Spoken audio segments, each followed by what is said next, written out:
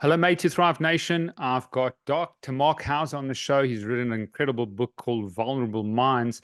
He's an author of 8 books, and he's just got an illustrious career because I think that he's hit something that's very, very important. Adverse childhood experiences. We're going to unpack trauma, what trauma is, what resilience is. He's got over 300 published papers, and it's just an honor and a privilege to have Dr. Marc Hauser on the show. Thank you, Steve. I'm glad to be here with you. Brilliant. I love the story that you started off with. So let's start off with it in the book about LeBron James. I think that can sort of, and when an author starts a book, I sometimes like to start there in the podcast because it just makes sense. They've thought it through what's going to captivate the audience and the viewers on YouTube, because I think at the end of the day, we've probably got about 5 to 8 minutes to really captivate people's hearts and minds. So that they carry on listening. So give us the story of LeBron James and that started Vulnerable Minds. Yeah, so I started out by not telling the reader that it is LeBron James. Yeah. So we've kind of already given the spoiler alert here, but the reason for that is because including I've got a very good friend who actually is a pretty high up in the administrative area in the NBA. And he didn't really even know the back end story. So when he was reading along the first few paragraphs, it was surprised to learn that I then said, and this is the story of LeBron James. So the story is that LeBron James started out his life with just his mom and the grandma, and they were kind of staying with her until that was no longer feasible. And then they, because of issues of poverty and without really having any kind of father presence, were kind of bed hopping for quite a while. And he was kind of, living in areas that were very difficult, where he would hear gunshots and there were drug issues and crime, and of course being exposed to poverty and to some extent neglect, given that he didn't have a father there and was bouncing around from home to home, and his mother of course did everything feasibly possible for him. And then as a kind of a young kind of middle schooler, fourth grade kind of US, or 12 or so years old, a sports coach kind of in school discovers him on the basketball court and kind of not only pulls him in to play basketball, but actually says that he's happy to stay at his house. And thus really begins LeBron James' kind of rise to greatness. But it grew out of this extraordinary adversity as a child. And part of the reason for beginning the book there is because in one sense, it's a story that tells many of the important themes of the book, that many children, even many that we would think might not be exposed to childhood adversity, are nonetheless living it. And the population size globally, as I point out in the book, is, the World Health Organization estimates up to 1 billion children globally each year are maltreated. Those kind of numbers numb us into thinking, well, what can I possibly do? So individuals are always kind of a good hook for most people to care. And then it's also kind of a striking story just because here we are in the United States, a fairly affluent country, and here is someone who is growing up with a really, really challenging childhood. And critically, of course, it tells a story about resilience, about both kind of the inner strength of an individual, he being LeBron James, with an extraordinary talent. Obviously, that's something you can cultivate, but you're not everybody's born with that skill. And also the people who reached out to support him, that the story of resilience is one both of our biology and of our environment. And so it really showcased to me some of the key themes that would ultimately come up in the book, and hopefully surprise many readers who did not know his back end story. Yeah, incredible start to the book. And just being in South Africa, where I think we've got, let's just define adverse childhood experiences, because I think that's pretty apt for our environment where crime is significant. And just understanding my childhood, thinking back to the trauma, my parents were in a supermarket, held up many, many times. Managers were shot and killed in the shop. My own mother had many times had revolvers to her head. And so, even I was in a car once where I was sitting at the back and had his shotgun, and he blew open the passenger door while he had just closing the supermarket.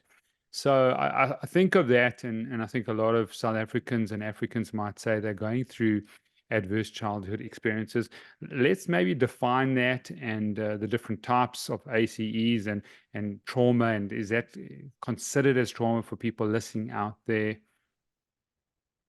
Yeah, good. I think one of the things that might be helpful is that I approach these issues with kind of a few different hats on. One is as a scientist, where I really care about what is the science teaching us about the nature of child development, and the experiences that are positive and the experiences that are potentially negative. So that's kind of the first lens. The second is as an educator who works with children and also adults, where my aim is really to be able to explain the science in a way that people understand why it's so important and what it means for them kind of as individuals in their lives.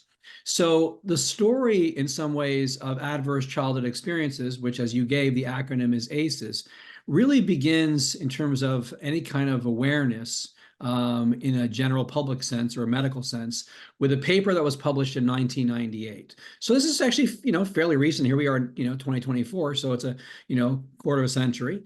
And it was created by a preventative medicine doctor in San Diego named Dr. Vincent Felitti.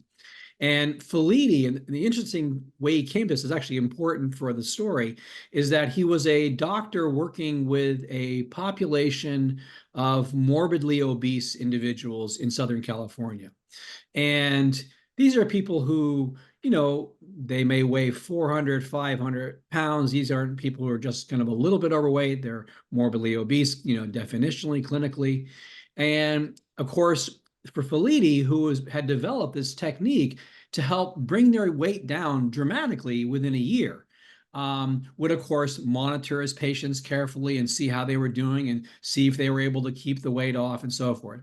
So one day he had a patient who came in weighing about 430 pounds, American pounds, and over the course of a year had come down to about 130 pounds. So this is a radical transformation, okay?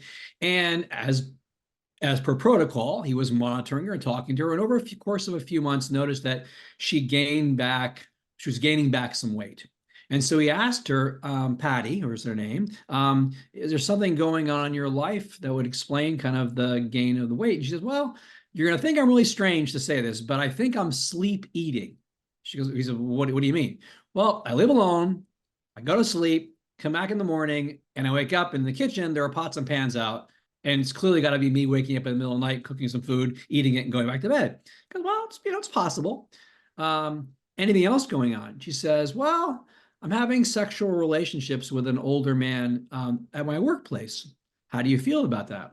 I don't feel very good about that because when I was a child, I was raped by my grandfather. And he's obviously very taken aback, but for two reasons. One, of course, just the shock of hearing that, which, of course, for a doctor is itself a traumatic experience, at least for him. But secondly, and more importantly, was that he had never thought to ask his clients about their childhood. And this epiphany kind of comes about. And so he then proceeds to ask all the people in his clinic whether they had any experience as children of sexual abuse. And he finds that about 80% had. He then goes off to a meeting of professional doctors who all work on various aspects of eating. So these are specialists. And he presents his data, and he's literally laughed off the stage. They go, come on, these people are just coming up with random excuses because of their weight problems. And they just feel sorry for themselves. They want, and he's taken aback. He can't believe this is the response from the medical community. That night at dinner, he happens to be sitting next to a gentleman from the Centers for Disease Control who says, look, I don't know if you're right or wrong about this, but if you're right, we've got a real problem on our hands. He says, you need to do a much more formal study that looks at a much larger population and different kinds of childhood experiences and see if you find anything. So thus is born what's become known as the Kaiser Permanente ACEs study, where he samples about 17,000 individuals who were all coming into this hospital system for regular checkups and other kinds of issues. And along with their checkup, he would give them what was called the ACEs questionnaire. 10 questions about whether they had any of the following 10 adverse childhood experiences from birth to the age of 18. So childhood was defined as birth to 18. The experiences were as adverse experiences were defined as different kinds of neglect, emotional neglect, physical neglect, physical abuse, emotional abuse, sexual abuse, and then a category that fell under the topic of kind of family dysfunction, a parent with mental health problems, an incarcerated parent, divorced parent, domestic violence, and substance abuse. And if you had one of those, you simply wrote down 1 and you tallied up, and your score could be 0, no ACEs, 10, all 10. So he does that, and then he looks at the relationship between the number of ACEs and various physical and mental health problems. COPD, obesity, depression, anxiety, liver problems, heart problems, cancer, and so forth. And to make a long story short, what he finds is this: the more ACEs you have, the higher the risk of these mental and physical health consequences as a population measure. The numbers were staggering.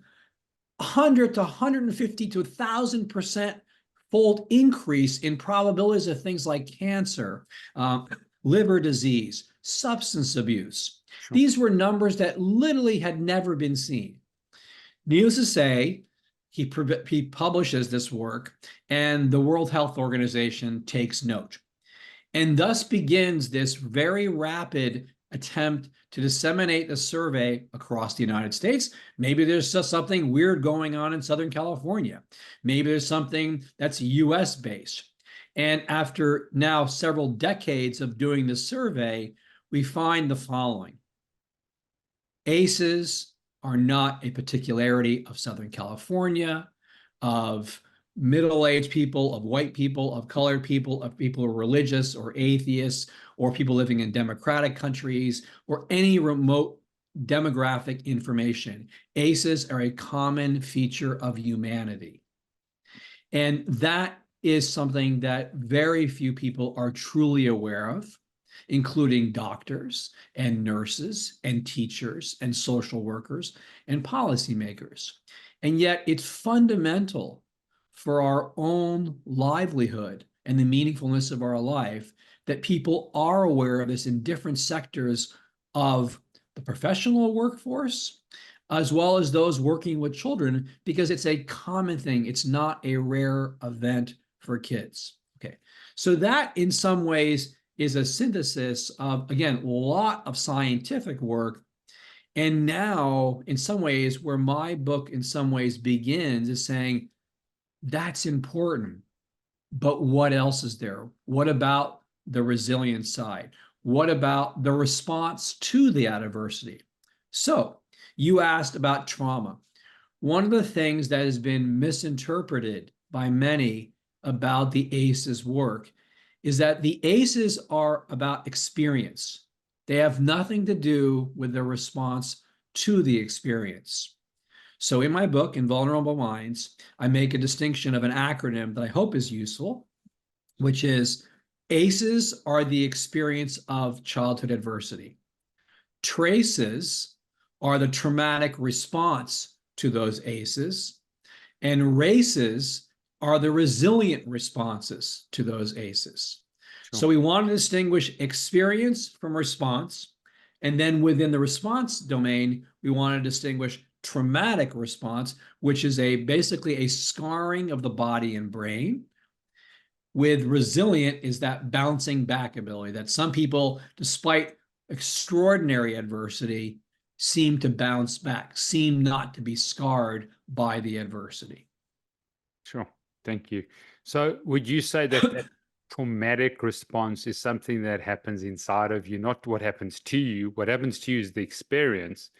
The response is whether you develop trauma or internal trauma that you're now responding incorrectly to that event. Yes, and I think you got that perfectly. I would just adjust one word incorrectly. In many cases, and I think this is an important lens that grows out of evolutionary biology. In some cases, I'm going to give you an example in a second, the response that our bodies, brains, and minds have to the adversity is absolutely adaptive, or turning your word around, the correct response. Let me give you an example. A child who randomly, from his or her perspective, dad comes home drunk and beats the crap out of me. Now I have no control over that environment. I don't know when dad's going to be drunk, and I don't know when he's going to hit me. But my best response when I see people who look like my dad is to run away from them. And we work with many kids who come from physical abuse that if they see or smell or hear somebody who sounds like dad, they bolt out the door. And that is absolutely the best response. From that child's perspective, I am like prey. I've got this big predator, my dad, or a relative, or a neighbor, or whoever it is. They can beat me whenever. It's completely unpredictable. So any sight, sound, or smell of that individual, I'm out of here.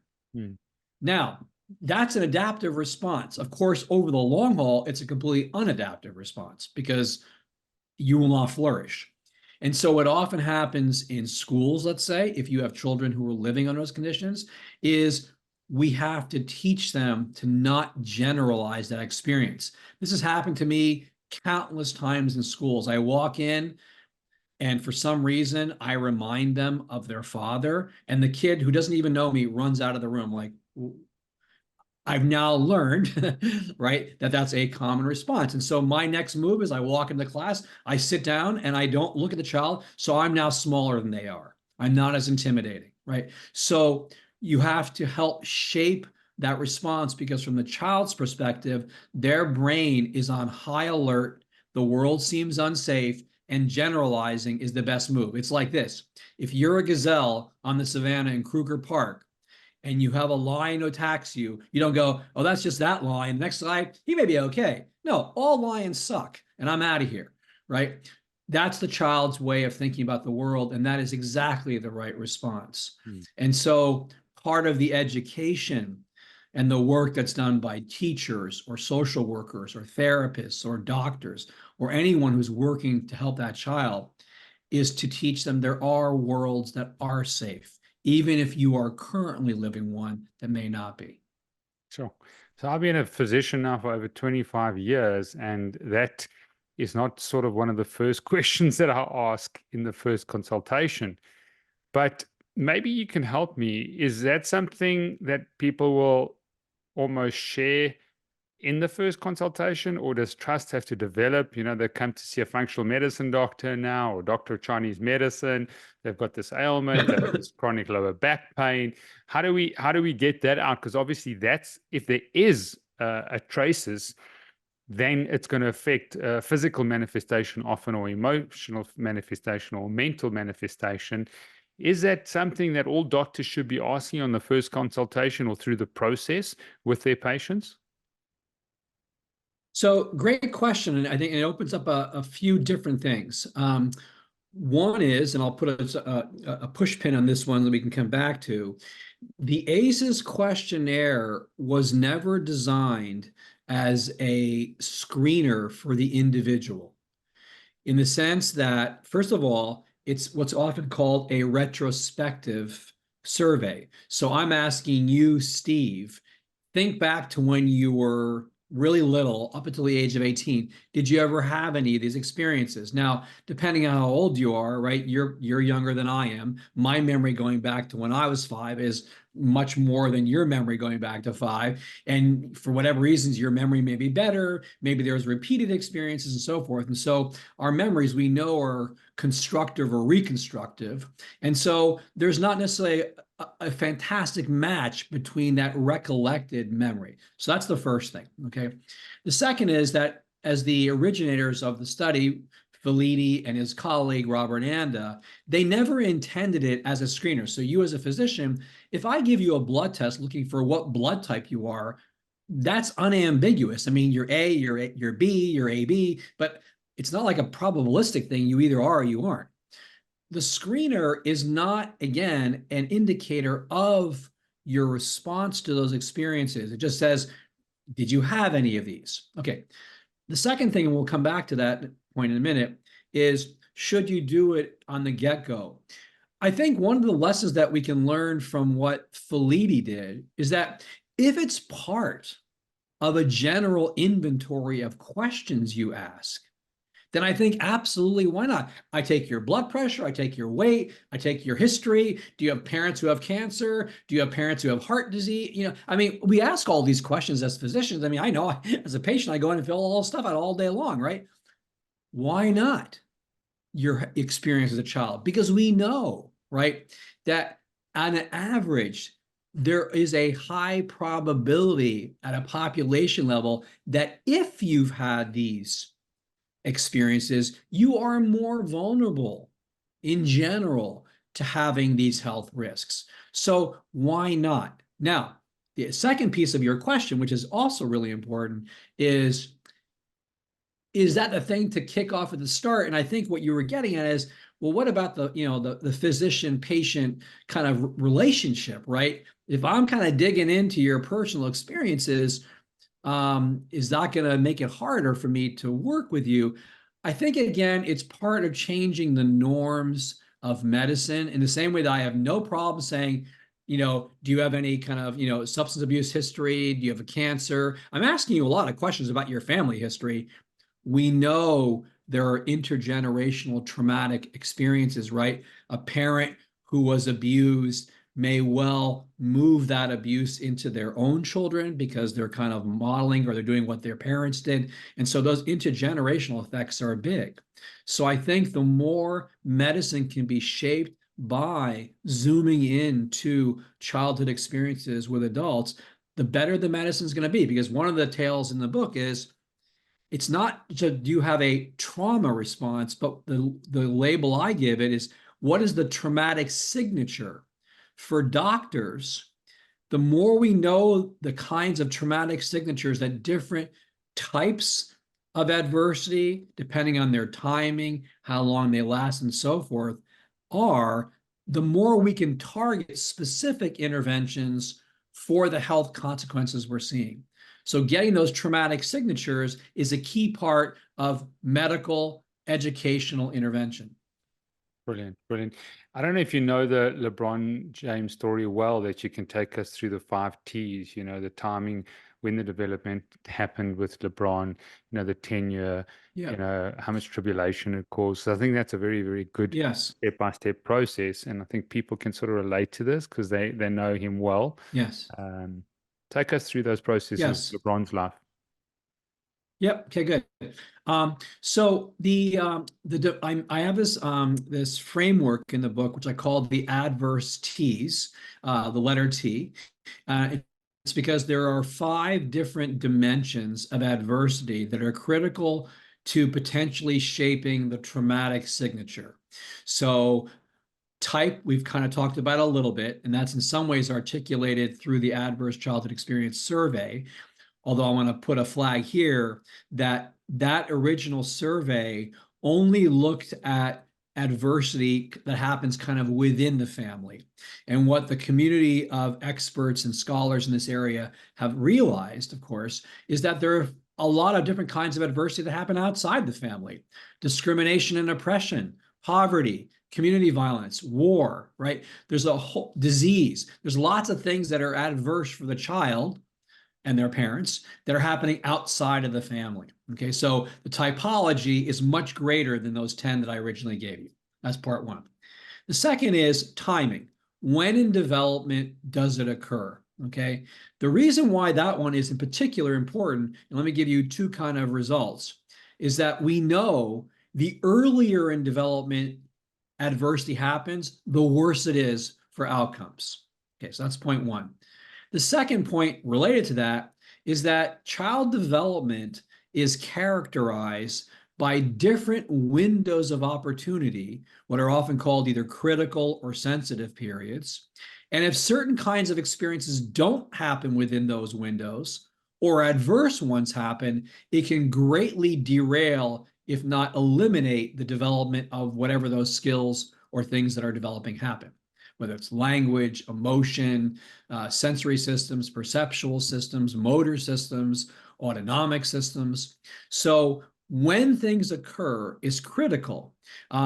Everybody who has been a parent knows that early in life, the child isn't born speaking fully in sentences. They go through a babbling phase, and then a one-word phase, and then a two-word phase, and then begins the building of syntax and grammar and all these other things.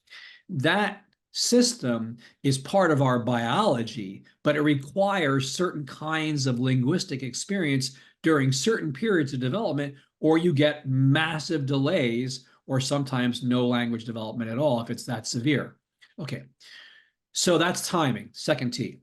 Third T, tenure. How long does it last? Okay, when the originators said the adverse childhood experiences, they never define what's an experience.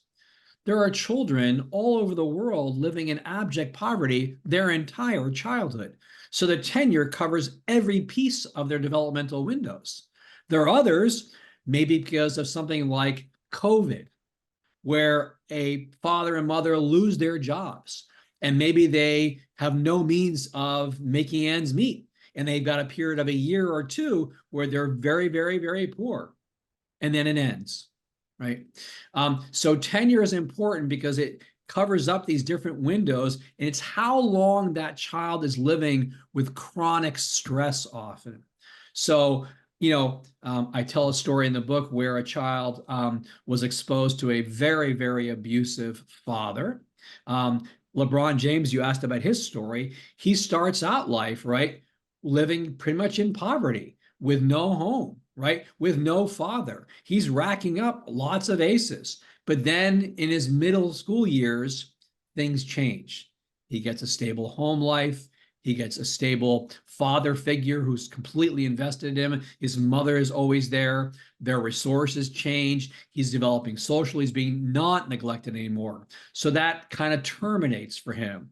Other children, LeBron James' experience, carried throughout their teen years, and that was their life. It defined it. Many of the children I live with, that's their life. That's their tenure. That's the third T. The fourth T is what I call turbulence. And turbulence is kind of the predictability or controllability of the adversity. A child living in consistent poverty has no control over that, of course. Children often don't have control over their environment to a large extent, but it's predictable. Every day, I don't know where I'm going to stay. I'm not sure how much food I'm going to get. It's very predictable. A child who has an abusive father who is abusive when he's drunk is completely unpredictable and completely uncontrollable. And we know for everyone, not just children, you, me, everybody listening, when we don't have control over what's going on, it's incredibly stressful. COVID was monumentally stressful for everybody because of the uncertainty. Am I going to get it? Why aren't you wearing a mask? Why are you wearing a mask? Whatever it was, we have something to be stressed about, right? What's going to toilet paper running out? What? I mean, it was like there were all these insane things that we had no control over. So that's stressful for everybody, particularly stressful for a child because the environment is completely out of whack. That's turbulence. The last one is toxicity, the severity of the adversity, okay? And here, again, I'm pointing to just how severe it is. And this, like some of these other dimensions, there's a kind of a relative nature to it.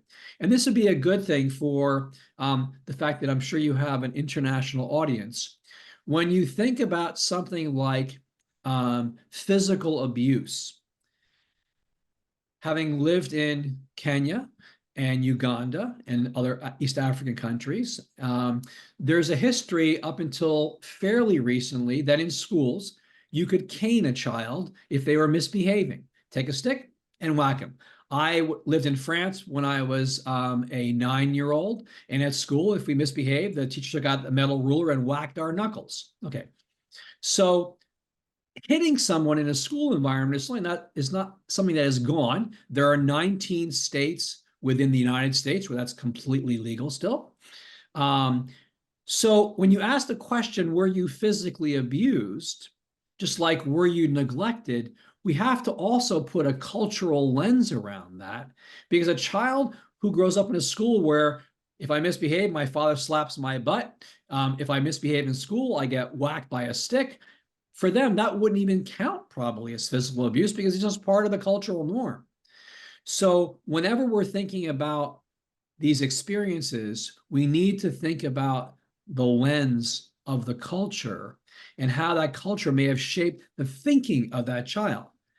That's also important because even a culture that says this is our norm in school of hitting kids when they misbehave, the traumatic response may nonetheless be there, but that child would indicate physical abuse. So those are kind of the 5 dimensions. And LeBron James certainly had different types of adversity growing up. He had some level of neglect. He had parents who were not together, so he had the mom. He had, in some sense, physical neglect of not having a stable home for a while. The tenure of it lasted until his kind of young adult, middle age, 10, 12 years old. And then things got stable. So the tenure is that period of early development through them. He was exposed to community violence, right? There was shooting in the streets and so forth, and crime. And toxic, yes. I mean, a child who doesn't have a home that they can call their own is constantly moving. That's pretty severe for that kind of neglect, right? A child who's missing a father figure for them is also pretty severe, okay? So those different experiences for LeBron James would rack up a lot of aces. And he's certainly someone, he was chronically absent from school for a long time, and then he became the model student. So you were seeing the effects of those experiences, but what you also see is a resilient character who was able to surmount that, obviously, and become the great athlete that he is today. Brilliant. Thank you for that summary. Incredible. And just taking the filter through with LeBron's life. And what determined that he was so resilient? Was it the community? Was it the coach? Was it all of a sudden he was in a culture in a school where someone said, hey, hang on, actually, this kid can play basketball, starts getting some accolades, starts believing in himself? I mean, what are sort of the factors or variables that allow people to be resilient? Because it seems sometimes that when some of those 5 T's are significant, or maybe just even 1 T is significant, and it causes significant trauma or traumatic response to that experience, people don't overcome them. They're not resilient. They don't manage to get over them. They live their lives out of that almost identity of being traumatized or that event or that experience. So what are the variables and factors that we can maybe teach our children or facilitate education through that will really help them from, I think, a mental construct first, and then we can talk about sort of interventions that we can put in place? Yeah, good. So I think the story here really begins with the recognition that nature and nurture are leaving an imprint on each individual. And so what I like to have your listeners imagine is imagine a scale which goes from highly vulnerable to health issues on the left side and highly resilient on the right side, okay? And our biology is going to plunk us onto that scale somewhere, okay, just because of our biology. And we are beginning to learn more and more about the factors biologically that are putting us on those scales. Some of that work, extraordinary work, comes from work on non-human animals, and some of it comes from studies of human beings, where, for example, you can take a population that has had, let's say, similar kinds of adverse childhood experiences. One group ends up with significant traumatic psychopathology and the other one doesn't. And you can begin to look at some of the brain networks and how they're different across those populations. So that work is beginning to shape how the biology, the neurobiology, the genetics is beginning to place people along that spectrum. Okay, now along comes the environment and how the environment interacts with that biology. And that scale is a sliding scale where people can move up and down it, depending, again, the timing of the experiences, right? And the nature of their biology and the nature of those experiences. So think of this as a sliding scale. a child with extremely strong biology who gets whacked early in development by adversity, that it's a long tenure, may never recover despite the strong biology, depending on how severe that experience was. So one of the extraordinarily rich studies and extremely sad studies was what grew out of the work from the Romanian orphanages. So in 1990, there was a 2020 show documentary out of the United States called Shame of a Nation, where due to a lot of the regime policies that the then deposed Nicholas Ceausescu had put in place, there was an extremely large population of orphans that had been put into orphanages. And when they were kind of uncovered by this documentary group, as they described it themselves, it was like a Nazi concentration camp for babies. There were 4 or 5 kids swaddled in one crib, having not moved for years in some cases. Just excruciating to see and watch. From that observation, there was a group of 3 very distinguished developmental scientists who came into the country to try to understand what had happened and what might be done to try to help these children recover from what happened. And I'll just, this is now almost a 40-year-long study. What they have found is children who had that experience, but who moved out of the orphanage by around 2.5 to 3 years of age, ultimately recovered most of kind of the deficits that they experienced. So again, there was this kind of critical period or window where if you were able to move into a good foster care family, you recovered many of the key developmental competencies or skills. But if you didn't, they showed either failure to thrive or perpetual kind of long-term delays in critical functions that allow people to lead healthy lives. So again, for similar biology, if the adversity is so extreme, it may not recover even the strongest biology to get out. Okay. Yeah. A personal story that I tell in the book, my father was a child running through Nazi-occupied France. And his parents decided, so he was, around 9 to 13. It was the window of time when he was a child then. And his parents decided that the best way for them all to survive was them to not stay together as a family. So they would place him in a home that would keep him, leave him for 2 to 3 months, come and get him, move him somewhere else. And they did that for 4 years. My father is now 92. Okay.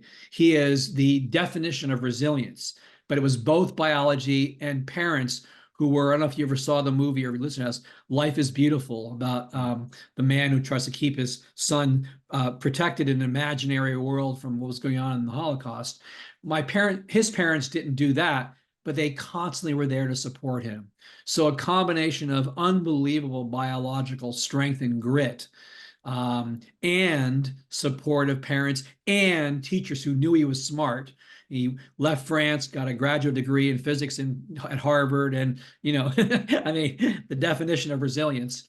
But again, war, horrible war, seeing horrible things, poverty, neglect for 4 years, and yet, despite that, during a young age, was able to get back onto that resilient track. But biology gave him a leg up. Okay, so we've got biology that's almost defined, and then we've got possibly epigenetics, how we respond to the situation. So from a mental construct perspective, what are the things that are crucially important to help people become resilient? I mean, I think of Viktor Frankl's work, logotherapy, and just, the response to a stimulus, and that space lies our growth and our freedom, those mental constructs. What are the top 5 or the top 3 that we should try and imbue, inculate into our children, because they might receive trauma or one of those experiences and then be traumatized outside of the home quite easily. Yeah. How would you sort of just rate that from a mental perspective? Yes. Okay, good. So let's start with just a simple distinction just to kind of get people anchored in what's going on. So let's distinguish between 2 types. neglect or deprivation on the one hand, and abuse on the other. And let's just keep in mind, just for now, that there are different types of neglect: emotional neglect, cognitive neglect, social neglect, physical, and the same thing is true for abuse. But let's just keep those two separate: neglect and abuse. What's now been well studied, again, both in non-human animals, and I keep mentioning non-human animals for a reason, which is that the detailed evidence of what is affected mechanistically, meaning what about our physiology, our autonomic system, our immune systems, right? Our mental neurobiology. A lot of the detailed work comes from studies of animals where it's often mammalian species. And so we can often draw pretty good analogies with what we might see or are seeing in the human case. That's the reason why I'm mentioning that. But we know that what happens in animal populations, us included, is that when you are in a deprived state where resources are low, development slows down. In other words, babies growing up in deprived environments show a slowing down of their maturation. In contrast, babies growing up in harsh environments where there are, let's say, lots of predators around, maturation speeds up because you don't want to be slow and be the last one when a predator is coming into town. So you get these two very different life history patterns, one for neglect and one for abuse. Okay. Now, these are broad generalizations, but they paint an important picture for your key question, which is, what's the intervention?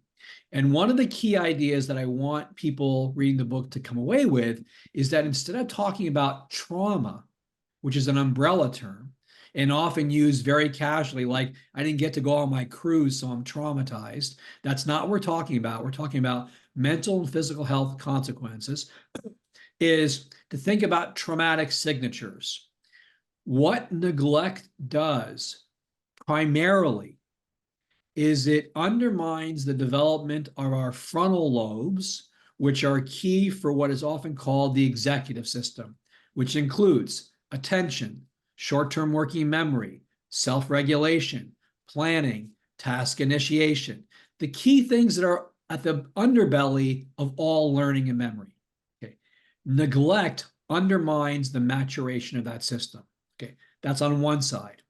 On the other side, abuse creates a system that is on high alert and vigilant because of who the abuser is. And that could be emotional abuse, which is denigration, discrimination. It can be physical abuse. It can be sexual abuse, or it could be all three. A child who's on high alert sees the world as unsafe. So the strategies we have to use for that child are very different from a child who has been neglected, who just has never had the resources to mature those key functions, to be school ready, to do well in school, to do well later in life. Okay. So when we think about these interventions, the child who has been deprived often will have a hard time processing because their working memory has been impoverished. So we need to give them skills. So in some cases, the working memory isn't even used because you give them a visual schedule of what's going to happen so they don't have to use their memory. If we're talking to them, we talk in smaller chunks so they can process what we've said and then go on. Okay. They may have attentional issues where they're distracted. So we need to reduce the distractions, make sure they're focusing on us when they listen, ask them to repeat what we said.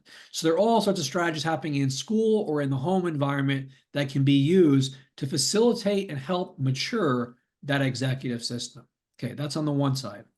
The child who's been in abuse or is living with abuse, it's teaching them that their generalization may well have been adaptive in the environment they're living in, but they're in a different environment where no one's going to hurt them, where people are trying to nurture them, that if they're out of control, we're giving them strategies to cope with their frustration, breathing techniques, cognitive strategies where they can learn to do things that help them calm the body, calm the mind. So very different strategies for children who are exposed to these different types of experiences. Let me say that my book explicitly focuses on children in the here and now.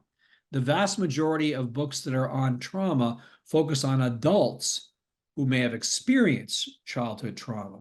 My aim in this book is really to speak to people working with children, whether it's the parents, whether it's an older child who might come across my book as a teenager, or whether it's a psychiatrist, a therapist, a doctor, a nurse, a teacher.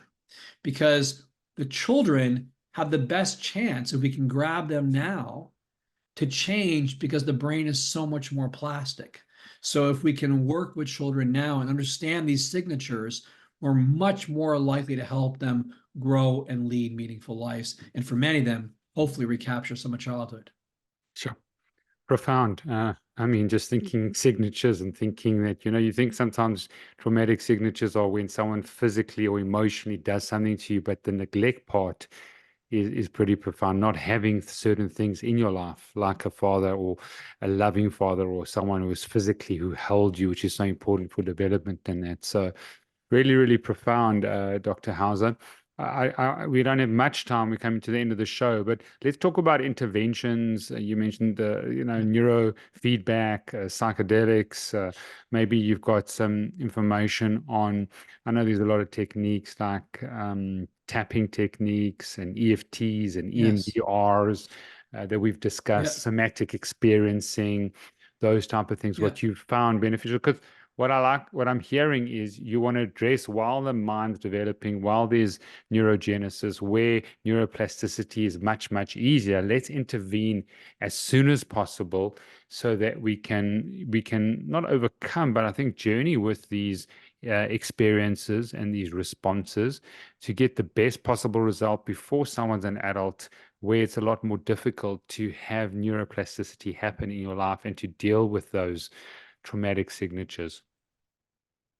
Yeah, very well said. I think a couple of things just to lead this off. One is I make this comment in the book, and it's kind of a Debbie Downer kind of comment, which is that as human beings, we are unlikely to ever get rid of childhood adversity, that humanity has not proven itself capable of getting rid of all these different topics we've talked about: abuse, neglect, war, poverty, discrimination. They seem to be part of our species repertoire. And as downer as that is, the hopeful part is we need to be teaching children resilience from the get-go before they encounter adversity. That we need to be thinking about, let's build resilient kids and not assume anything about what experience they may have. If we built resilient kids who never have adversity, wonderful, right? So that's the first part. The second piece is that the whole section of the book, which is about hope, starts out with an important caveat, which is that many of the things I talk about are kind of radical, some are controversial, and some have really only been road tested on adults. I mention them because many readers, listeners, when they think trauma, they think therapy. And my book is certainly nothing negative at all about therapy. I am completely supportive of the different kinds of therapy, of which there are many. But what I want out is that if we are going to tackle this massive problem, we need different tools in our toolkit. Therapy is one.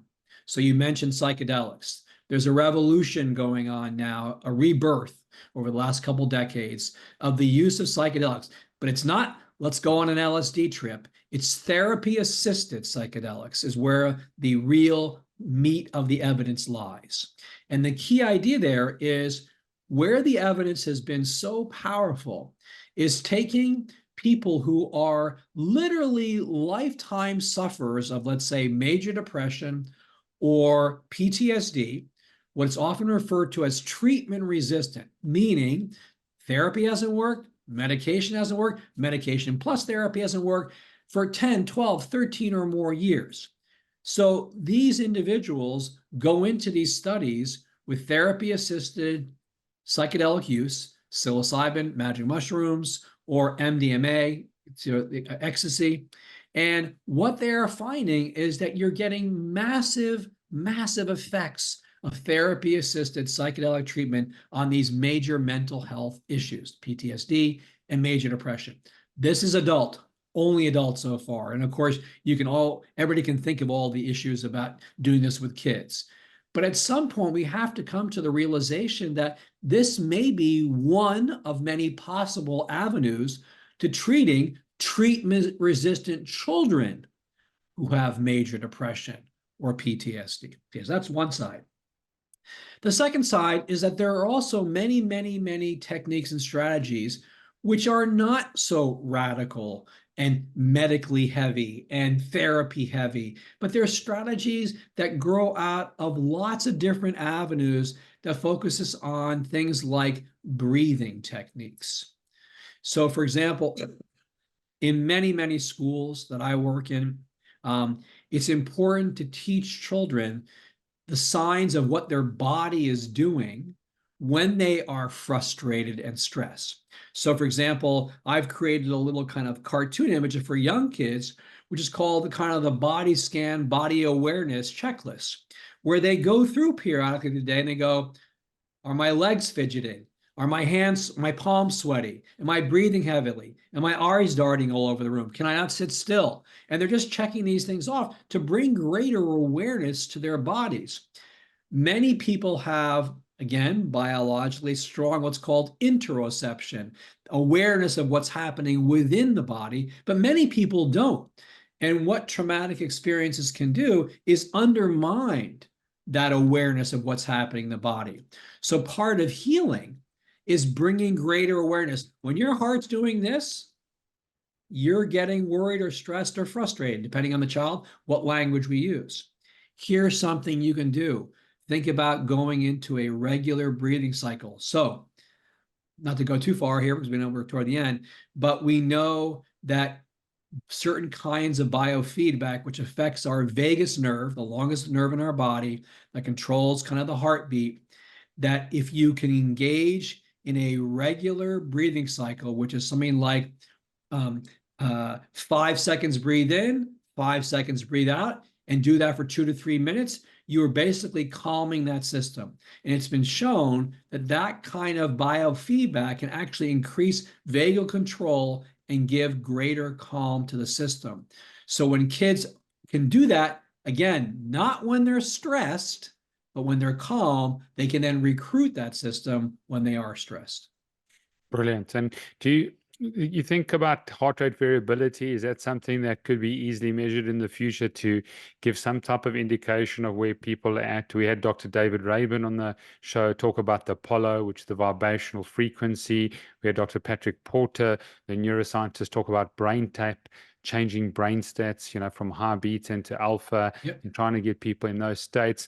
What has really been sort of game changer in your view? You've spoken about breath work, psychedelics. Is it neurofeedback? Is it vibrational frequencies? Is it color therapy? Is it exercise? Is it movement? Is it sunlight? What have been the big game changers to move the needle?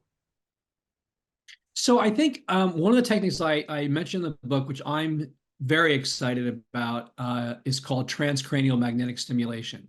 And this is a way of putting kind of a magnet on the skull surface, and it basically can either increase or decrease the frequency of activity in an area. When it decreases, it's like creating a short-term lesion where you're taking an area offline effectively. And I'll just give you one example. And this has now been medically approved for cases of depression. And again, we're still talking about, sort of the adult area, but my guess is going to migrate pretty quickly into younger populations. I'll give you one example. This was a study that was done with people who've had visually dramatic traumatic experiences. So maybe a veteran during war, somebody seeing a parent killed in a car accident, but it's a traumatic experience where the visuals are just overwhelming them, right? In nightmares during their day, just flooding their system, right? So you take transcranial magnetic stimulation, this magnet, you put it over a visual area that we know is involved in visual imagery. Okay, this has been established over 20, 30 years using fMRI, imaging the brain. So you have people recover that visual image of the traumatic event. And while they're doing it, you're stimulating that area of the brain. And what you find is you don't get rid of the memory, you get rid of the intensity of the visual memory. Wow. So they are now better able to cope with the trauma. That to me is a complete home run, because that's what, for let's say war veterans or people who have experienced visually, think of all the children in Gaza and the Ukraine and what they're seeing. I mean, how can you live with that in your head? If we could tamp down the power of that visual association so they can move on, right? God, that would be revolutionary.